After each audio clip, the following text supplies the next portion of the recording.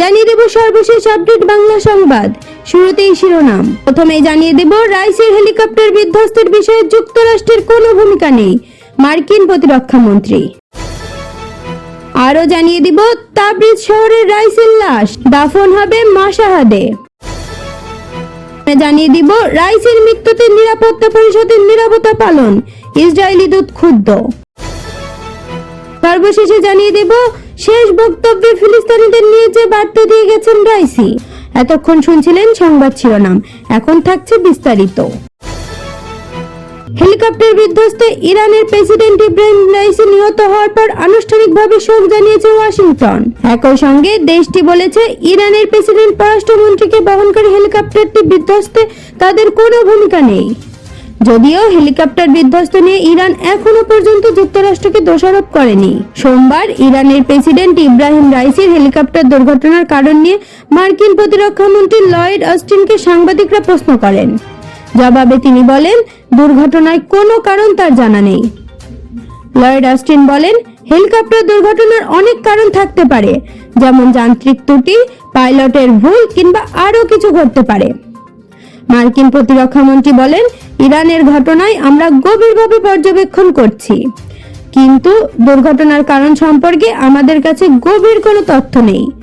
উল্লেখ্য, যুক্তরাষ্ট্রের সঙ্গে ইরানের দীর্ঘদিনের বৈরিতা। বিভিন্ন নিরাপত্তা ইস্যুতে ইরান যুক্তরাষ্ট্র ও ইসরায়েলকে দোষারোপ করে থাকে। এদিকে যুক্তরাষ্ট্রের পররাষ্ট্র দপ্তরের মুখপাত্র ম্যাথিউ মিলার এক বিবৃতিতে জানিয়েছেন, ইরানের প্রেসিডেন্ট ইব্রাহিম রাইসি, পররাষ্ট্রমন্ত্রী হোসেন আমির আবদুল্লাহিয়ান সহ হেলিকপ্টার দুর্ঘটনায় যারা নিহত হয়েছেন তাদের প্রতি ওয়াশিংটন গভীর শোক প্রকাশ ও দুঃখ প্রকাশ করছে। বিবৃতিতে তিনি আরো বলেন, ইরানের নতুন প্রেসিডেন্ট নির্বাচনের সঙ্গে সঙ্গে আমরা দেশটির জনগণের মানবাধিকার ও মৌলিক স্বাধীনতার পক্ষে লড়াইকারীদের সঙ্গে একাকিত্বতা প্রকাশ করছি। রোববার আজারবাইজানের সীমান্তবর্তী এলাকায় দুই দেশের যৌথভাবে নির্মিত একটি বাঁধ উদ্বোধন করতে যান ইব্রাহিম রাইসি। সেখানে আজারবাইজানের প্রেসিডেন্ট ইলহাম আলিভও ছিলেন। অনুষ্ঠান শেষে সেখান থেকে 3টি হেলিকপ্টারের একটি বহর নিয়ে ইরানের পূর্ব আজারবাইজান প্রদেশের রাজধানী তাবরিজে ফিরছিলেন ইব্রাহিম রাইসি, আবদুল্লাহিয়ান সহ তাদের সঙ্গে থাকা অন্য কর্মকর্তারা। ফেরার পথে পূর্ব আজারবাইজানের জলফা এলাকার কাছে দুর্গম পাহাড়ি এলাকায় প্রেসিডেন্টকে বহনকারী হেলিকপ্টারটি বিধ্বস্ত হয়। অন্য দুটি হেলিকপ্টার নিরাপদে গন্তব্যে পৌঁছায়। পরের দিন বিধ্বস্ত হেলিকপ্টার উদ্ধার করা হয়। এই ঘটনায় হেলিকপ্টারটির সব আরোহী মৃত্যুবরণ করেছে। হেলিকপ্টার বিধ্বস্ত হয়ে নিহত ইরানের প্রেসিডেন্ট ইব্রাহিম রাইসির লাশ এখনো রাজধানী তেহরানে নেওয়া হয়নি। রাইসি সহ নিহত সবার লাশ সোমবার থেকে ইরানের উত্তর পশ্চিমাঞ্চলে তাবরিজ শহরে রাখা হয়েছে। সেখানে প্রথম জানাজা হবে। এরপর রাইসির লাশ নেওয়া হবে রাজধানী শহর তেহরানে। সোমবার ইরানের ইসলামিক প্রোগ্রেশন অর্গানাইজেশনের তাবরিজ দপ্তরের পরিচালক হজ্জেতুল-এ-সালাম মোহাম্মদ হুসেইনি এইসব তথ্য জানিয়েছেন। তিনি বলেন, তাবরিজের কবরস্থানে প্রেসিডেন্ট রাইসি সহ বাকিদের মরদেহ রাখা হবে। আজ সেখানে জানাজা হবে। এরপর তাবরিজের মানুষ প্রয়াত প্রেসিডেন্টকে শেষ বিদায় জানাবে।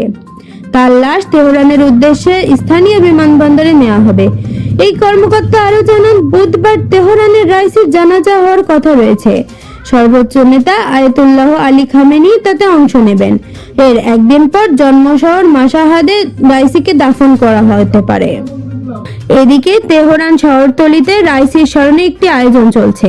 সেখানে অনেক মানুষ জড়ো হয়ে প্রয়াত প্রেসিডেন্টকে স্মরণ করছে, শোক জানাচ্ছেন।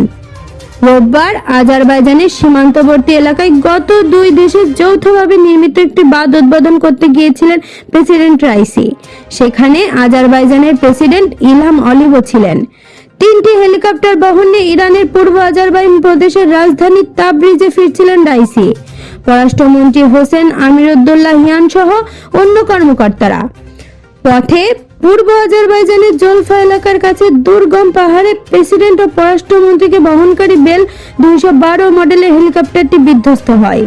অন্য দুটি হেলিকপ্টার নিরাপদে গন্তব্যে পৌঁছায়। প্রায় 16 ঘন্টা পর সোমবার ইরানের আধা সরকারি বার্তা সংস্থা মেহের নিউজ খবরে বলা হয়, ইসলামিক প্রজাতন্ত্র ইরানের প্রেসিডেন্ট ইব্রাহিম রাইসি দেশটির জনগণের জন্য তার দায়িত্ব পালন করার সময় একটি দুর্ঘটনার শিকার হয়েছেন। তিনি শহীদ হয়েছেন। পররাষ্ট্রমন্ত্রী হোসেন আমির আবদুল্লাহিয়ান সহ আরো বাকিরা নিহত হয়েছেন। হেলিকপ্টার দুর্ঘটনায় নিহত ইরান প্রেসিডেন্ট ইব্রাহিম রাইসি। পররাষ্ট্রমন্ত্রী হোসেন আমির আবদুল্লাহিয়ান সহ ও তাদের সফরসঙ্গীদের স্মরণে সোমবার 1 মিনিট নীরবতা পালন করেছে জাতিসংঘের নিরাপত্তা পরিষদের সদস্যরা। তবে এতে ক্ষুব্ধ প্রতিক্রিয়া ব্যক্ত করেছেন জাতিসংঘের ইসরায়েলের স্থায়ী দূত গিলাদ এরদান। ইরানের রাষ্ট্রীয় বার্তা সংস্থা IRNA এই তথ্য জানিয়েছে। জাতিসংঘের মোজাম্বিকের রাষ্ট্রদূত পেদ্রো কামিসারিও আফসানো মে মাসের জন্য নিরাপত্তা পরিষদের সভাপতিত্বের দায়িত্ব পালন করছেন। তার আহ্বানে অধিবেশনের শুরুতেই নিরাপত্তা পরিষদের সদস্যরা দাঁড়িয়ে 1 মিনিট নীরবতা পালন করেন, কিন্তু এতে ভীষণ বিরক্ত ও ক্ষুব্ধ হয়ে ওঠেন ইসরায়েলি রাষ্ট্রদূত গিলাদ এরদান। সদস্যদের উদ্দেশ্যে তিনি প্রশ্ন করেন, নিরাপত্তা পরিষদের পরবর্তী পদক্ষেপ কি হবে? তাদের মৃত্যুবার্ষিকীতেও 1 মিনিটের নীরবতা পালন? এর আগেও ইসরায়েল বিরোধী জাতিসংঘের সদস্যদের প্রতি হিংস্র আচরণ করেছে এরদান। গাজায় ইসরায়েলি অভিযান শুরুর পর থেকেই নিরাপত্তা পরিষদে বিশ্ব শান্তির জন্য হুমকি হয়ে উঠেছে বলে দাবি করেছেন তিনি। নিরাপত্তা পালনের বিনিময়ে সাধারণ পরিষদের পাবলিক হলে কয়েক সেকেন্ডের জন্য রাইসির বিরুদ্ধে প্লেকার্ডও ধরেছেন এরদান। আন্তর্জাতিক পারমাণবিক শক্তি কর্তৃপক্ষের প্রধান রাফায়েল গ্লাসিও রাইসির মৃত্যুতে শোক প্রকাশ করেছেন। ভিয়েনার পারমাণবিক নিরাপত্তা সংক্রান্ত আন্তর্জাতিক সম্মেলনে 1 মিনিটের নিরাপত্তা পালনের আহ্বান জানিয়েছেন তিনি। রাইসি ও তার সফরসঙ্গীদের মৃত্যুতে জাতিসংঘের মহাসচিব অ্যান্টোনিও গুতেরেস শোকাহত হয়েছেন বলে জানিয়েছে তার মুখপাত্র স্টিফেন ডুজারিচ। রাইসিকে বহনকারী হেলিকপ্টারটি রোববার দুপুরের দিকে ইরানের পূর্ব আজারবাইজান প্রদেশের পর্বত ঘেরা ভারজাগান এলাকায় বিধ্বস্ত হয়। এতে প্রেসিডেন্ট ও পররাষ্ট্রমন্ত্রী সহ অন্তত 9 জন নিহত হন। হেলিকপ্টার দুর্ঘটনায় ইরানের প্রেসিডেন্ট ইব্রাহিম রাইসি সহ দেশটির সিনিয়র 7 কর্মকর্তার মৃত্যু হয়েছে। তাদের মৃত্যুতে মুসলিম বিশ্বের শোকের মাতম চলছে। এরই মধ্যে রাইসির একটি বক্তব্য ভাইরাল হয়েছে, যা তিনি মৃত্যুর আগে দিয়েছিলেন। ইরানের রাষ্ট্রীয় বার্তা সংস্থার প্রতিবেদনে বলা হয়েছে, একটি বাঁধ প্রকল্পের উদ্বোধনের জন্য আজারবাইজানের সীমান্তবর্তী এলাকায় গিয়েছিলেন রাইসি। সেখানে উদ্বোধন অনুষ্ঠানে জীবনের শেষ বক্তব্য দিয়েছিলেন এই মহান নেতা। সেখানে রাইসি বলেছেন, এই মুহূর্তে ইসলামী বিশ্বের সবচেয়ে গুরুত্বপূর্ণ ইস্যু ফিলিস্তিন। কোনো সন্দেহ নেই যে আজারবাইজান ও ইরানের জনগণ ফিলিস্তিনি ভাইদের পাশে রয়েছে। একই সঙ্গে ইসরায়েলের বিরুদ্ধে দুই দেশের অবস্থান দৃঢ়। তবে এই বিষয়ে ইসলামিক দেশগুলো ঘুম ভাঙতে হবে। তাদের উচিত নির্যাতিত ভাইদের সাহায্যের জন্য এগিয়ে আসা। তিনি বলেন, দুটি মুসলিম দেশের মধ্যকার সম্পর্কে ইরান সবসময় গুরুত্ব দেয়। আমরা কেবল ইরান ও আজারবাইজানের মধ্যেই সহযোগিতা অব্যাহত রাখব না, বরং আঞ্চলিক এবং আন্তঃআঞ্চলিক সহযোগিতা অব্যাহত রাখব।